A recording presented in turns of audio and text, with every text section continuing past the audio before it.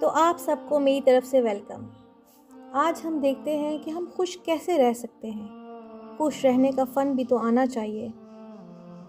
دیکھیں کون خوش نہیں رہنا چاہتا، لیکن خوش رہنے کے فن سے ناشنا ہونے کی وجہ سے ہم خوشیاں سمیٹ ہی نہیں پاتے۔ وہ خلیل جبران کہتے ہیں کہ ہر حال میں خوش رہا جا سکتا ہے۔ اگر خوش رہنے کا فن ہم نے سیکھ لیا تو سوچ لیں، یقین کر لیں کہ سب سے بڑا فن سیکھ لیا ہم نے۔ پھر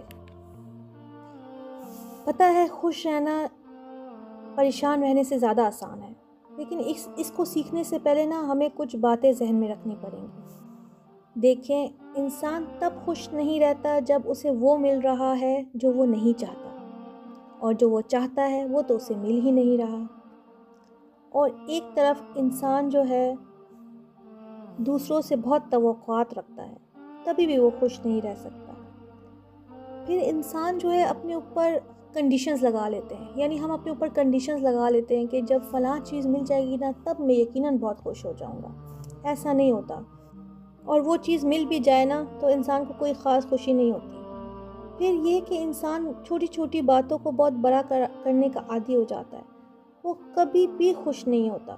انسان کی فطرت ہے کہ وہ چھوٹی باتوں کو اپنے خیالات میں بٹھا لیتا ہے اور پھر پریشان ہو جاتا ہے اور خوش رہنا بھول جاتا ہے۔ ایک فارغ رہنے والا انسان اور بے مقصد زندگی گزارنے والا انسان بھی کبھی خوش اور اطمینان میں نہیں ہوتا۔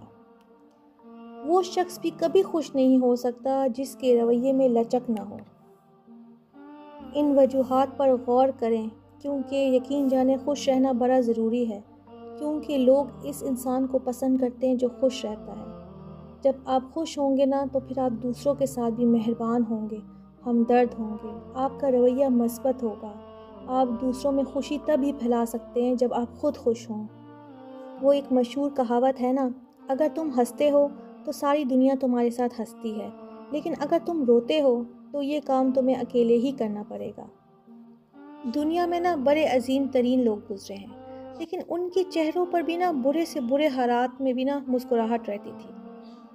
خوش رہنے والا اگر دکان کھول لینا تو یقین جانے وہ دکان اس دکان سے زیادہ چلے گی جس کا دکاندار ہر وقت پریشانی چہرے پر سجائے رکھے ہوئے ہے۔ ہم اکثر یہ نہیں سوچتے کہ ہمارے پاس کیا ہے، ہم ان نعمتوں کا شکر ادا نہیں کرتے، ہم اللہ کی رحمت سے مایوس ہو جاتے ہیں۔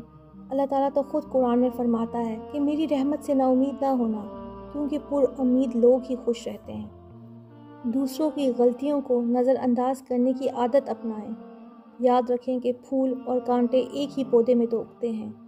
جو دوسروں کو معاف کرنے کا حوصلہ رکھتا ہے اللہ تعالیٰ بھی اس کو معاف کر دیتے ہیں۔ اپنا ظرف اوپر رکھیں۔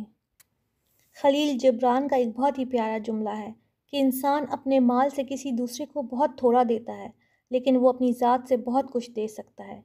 کسی کے ساتھ اخلاق سے بات کرنا، مسکرا دینا، اس کے لیے بڑا دن بنا سکتا ہے۔